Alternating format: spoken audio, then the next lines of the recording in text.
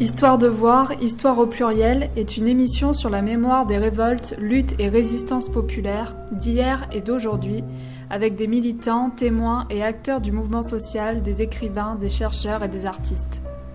Rendez-vous tous les mercredis en direct de 12h10 à 13h ou en différé sur laclédesondes.fr. On est au HS24 aujourd'hui avec le collectif de Bassins, les Gilets jaunes de Sainte-Eulalie qui viennent sur Bordeaux Sud pour informer et puis relancer un peu le mouvement en fait qui ne s'est pas arrêté parce que nous on a relancé la valse des ronds-points depuis le printemps dernier, depuis mars dernier. Et donc en fait on a fusionné en milieu d'année avec le collectif de Sainte-Eulalie.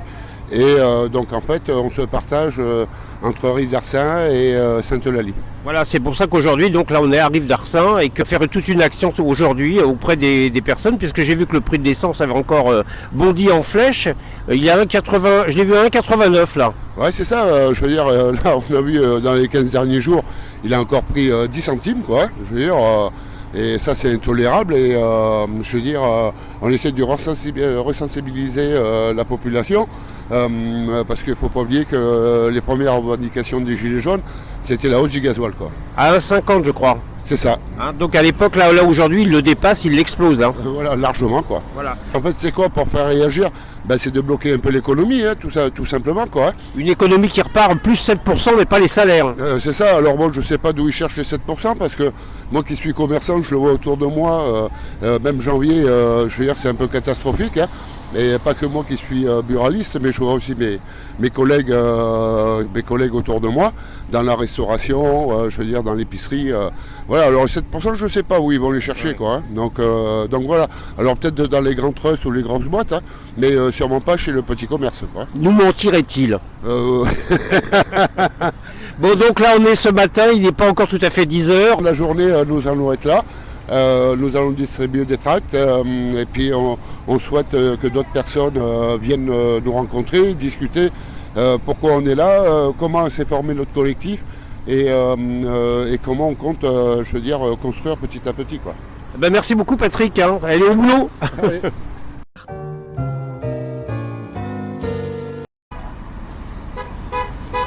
Voilà, là, je suis avec Véronique, vous entendez les klaxons là, pour les Gilets jaunes. Donc je retrouve Véronique que j'ai croisée dans des manifs et dans des endroits très intéressants. Voilà, donc Véronique, toi tu es là de Gilets jaunes depuis combien de temps? Depuis le premier jour, depuis le 17 novembre. Eh ben, c'est pour ça qu'on s'est croisés. Alors je t'avais dit là cette semaine, je t'ai dit qu'on se connaît, ouais. Donc t'es pas une ancienne, parce qu'elle est très jeune, Véronique, mais t'es déjà là depuis le départ, quoi, en fait. Depuis le départ, voilà. Oui, j'étais à La Garosse, au rond-point de La Garosse, où on a bloqué, où on a été aussi à Virsac. Voilà, donc je suis là depuis le début et j'ai fini donc à Sainte-Eulalie, c'était plus proche de chez moi parce que bon, financièrement, l'essence forcément, donc voilà. Donc j'étais à Sainte-Eulalie, là on a monté un petit collectif avec Sainte-Eulalie, avec tous les camarades.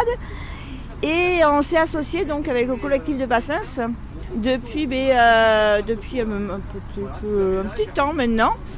Donc c'est super sympa parce qu'on arrive à pouvoir converger. Et ça c'est très important car actuellement on recherche justement la convergence et il faut qu'elle soit là. D'où votre présence alternativement dans le nord de Bordeaux et dans le sud, en faisant l'ouest est visé bien sûr. Voilà. Donc avis aux amis Gilets jaunes que voilà, ils sont toujours là et en forme avec le sourire et le café qui est prêt. Et le café qui vient apporter des thermos de café et puis ça va se mettre en place, il y a de la soupe pour midi, enfin voilà. Donc on est là surtout essentiellement sur les revendications premières des Gilets jaunes, c'est-à-dire toutes les augmentations qu'il y a eu, l'essence, le carburant, donc toutes les taxes, le TVA, les augmentations des produits de première nécessité, ça on est, voilà quoi. Mais on est toujours là, malgré que on ne veut pas qu'on soit là, mais on est encore là. C'est-à-dire qu'il y a tellement de fronts qui se sont ouverts sur le social qu'on ne sait presque plus où donner de la tête. Donc revenir à l'origine, c'est une bonne idée. On revient à l'origine, on n'est pas là, on est là pour tout en fait, mais l'origine des Gilets jaunes en tout cas, c'est l'augmentation du prix du carburant. Qui est, je crois, aujourd'hui beaucoup plus qui atteint des plafonds incroyables, qui va bientôt être à 2 €. Oui, mais ce serait bien. Peut-être que ça ferait bouger les gens. Je sais pas, ça c'est un pari, on verra. Hein. Je ne sais pas si la misère fait qu'on se révolte plus contre la misère ou qu'on a peur et qu'on devient de plus en plus individualiste. Ça c'est une question qu'on va débattre sûrement, quoi. Hein. Je pense que oui, parce que c'est vrai que là, moi ça m'horripile quand même, parce que tout augmente, mais les gens sont encore, tout va bien en fait. On a l'impression que, bon, en fin de compte, on se bat là pour rien. C'est la politique de l'autruche. Oui, je pense que oui. Puis on est bien dans son canapé, à râler derrière de la télé, là, on est bien, on râle, mais quand il s'agit de sortir, d'y aller, il n'y a plus personne. C'est malheureux, mais... Alors il faut rejoindre la bataille, quoi. Donc on compte sur vous et d'être attentif au collectif de Bassins là, qui toutes les semaines propose comme ça d'occuper les ronds-points. Merci beaucoup Véronique. Alors sur le rond-point, on rencontre bien sûr un public varié. Là, je suis avec Laurent, un vieux camarade de la CGT du NPA qui est là et que j'étais avec lui. On a manifesté jeudi dernier. Donc il est là en soutien au collectif de Bassins. Oui, et puis même plus que ça, puisque en fait le collectif de Bassins regroupe à la fois des copains gilets jaunes et des syndicalistes. Donc on tourne comme ça ensemble, en particulier depuis le mouvement des retraites. On avait fait plein de blocages ensemble, après avoir participé les uns et les autres aux manifs du samedi des Gilets jaunes, bien sûr. Voilà, merci déjà de nous répondre. Alors, bon, tu viens de faire le résumé. On était à la manifestation qui est bien largement insuffisante aujourd'hui par rapport aux attaques qui sont faites. Je le disais tout à l'heure avec Patrick, les 7% de développement de l'économie l'année dernière, c'est une vaste fumisterie. Et surtout, les salaires n'ont pas suivi. Tout à fait. Et puis là, je crois qu'on est les années là d'inflation qui nous s'annoncent.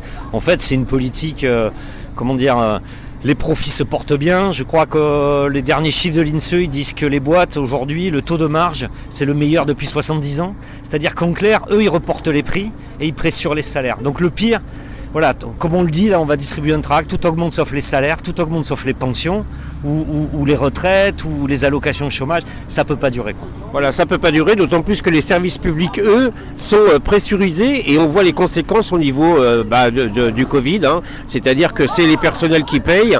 Écoute, juste ce que tu disais sur les services publics, etc., et ce qui se passe dans les hostos et la santé, tout à fait d'accord. De toute façon, je pense que c'est un peu la même bagarre. Le problème, c'est que le quoi qu'il en coûte, le fameux quoi qu'il en coûte du gouvernement, on voit bien à quoi ça aboutit. C'est des milliards qui sont captés par le CAC 40, par les grosses boîtes, pour les profits. Nous, on défend la collectivité, tout le reste, quoi. Voilà. Donc si vous passez par les ronds-points, Sainte-Eulalie et aussi à Bègle, le HS24, alternativement, il y a le collectif qui sera prêt à vous recevoir. Je suis avec Nadia. Donc Nadia, depuis combien de temps tu es sur les Gilets jaunes ? Eh bien, ça va faire 2 ans, puisque j'ai raté la grande vague des Gilets jaunes et je les ai rejoints au moment des retraites, en fait. La lutte contre la réforme des retraites. D'accord. Et donc, c'est ce qu'on a vu, c'est que les Gilets jaunes, ça cristallise bien sûr en leur sein différents courants. Bon, bien sûr, il y a le prix de l'essence qui joue, mais il y a aussi beaucoup d'autres revendications. Bien sûr, on lutte aussi contre la précarité, pour l'augmentation des revenus, des pensions, des retraites, pour la défense des services publics et pour une démocratie. Et là, on entend que ça klaxonne et ça soutient. Et voilà, et pour la défense d'une démocratie plus démocratique en fait, voilà, plus horizontale. Eh ben, merci beaucoup Nadia, tu vois, c'est super intéressant et puis merci d'être là. Hein.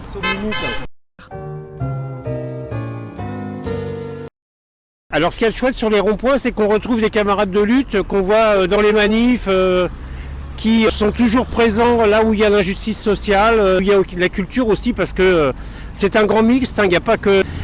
Les Gilets jaunes, c'est vaste comme sociologie, si on peut dire. Là, je suis avec Monica, que beaucoup d'entre vous connaissent. Bonjour Monica. Salut Jean-Pierre et tous les auditeurs. Vous voyez le métier un peu quand même. Hein. Voilà, donc Monica, dis-nous pourquoi tu es là. Alors moi je suis prof, je suis à la CGT, je suis militante révolutionnaire. Je suis là parce que depuis le début on a voulu que toutes les colères s'agrègent. Et là actuellement nous les enseignants on s'est mis en lutte par rapport contre les protocoles sanitaires inapplicables. Mais en réalité derrière ça il y avait une lutte contre le mépris du ministre et aussi contre les mauvaises conditions de travail, les sureffectifs. Et finalement, la pandémie n'a fait que révéler des problèmes qui étaient existants avant. On avait déjà des effectifs, comme dans mes classes, qui sont à 39, 40 élèves. Mais là, ça s'est vu avec la pandémie que c'était vraiment pas gérable, comme dans les hôpitaux. Donc il y a eu la grosse colère le 13.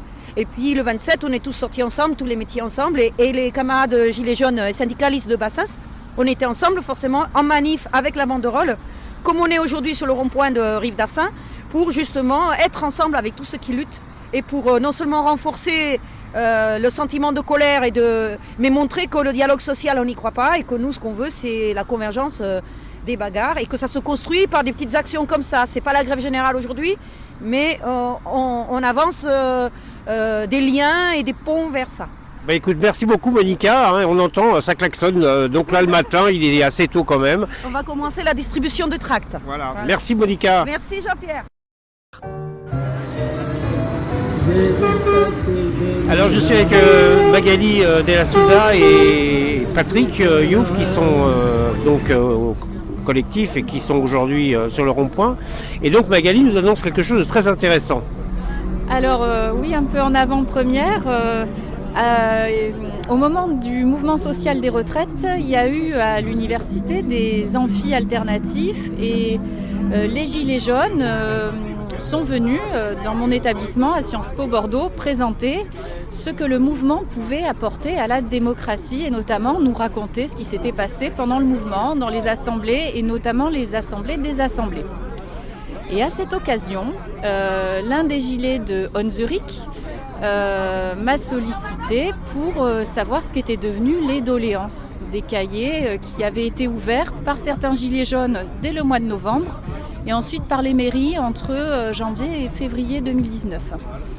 Et à cette occasion, donc, on a mis sur pied une petite équipe de gilets jaunes volontaires et avec un collègue historien, Nicolas Patin, nous sommes allés dans les archives, malgré le confinement.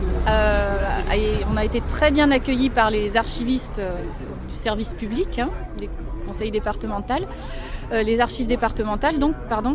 Et on a photographié, numérisé, et les Gilets jaunes ont transcrit l'immense majorité des 2000 doléances.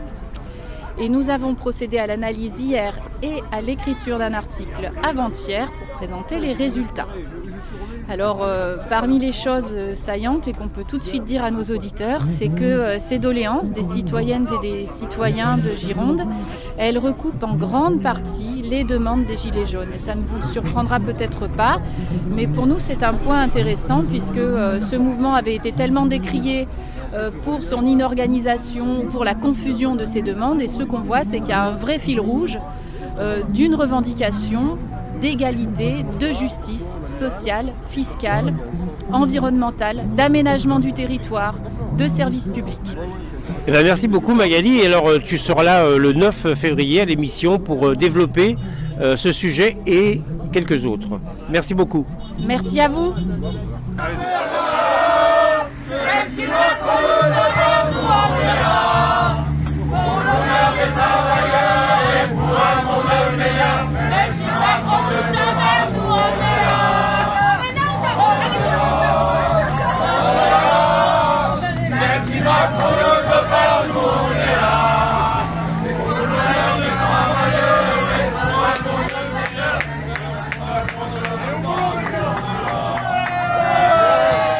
Histoire de voir, Histoire au pluriel, une émission sur la mémoire des révoltes, luttes et résistances populaires d'hier et d'aujourd'hui, avec des militants, témoins et acteurs du mouvement social, des écrivains, des chercheurs et des artistes. Rendez-vous tous les mercredis en direct de 12h10 à 13h ou en différé sur laclédesondes.fr.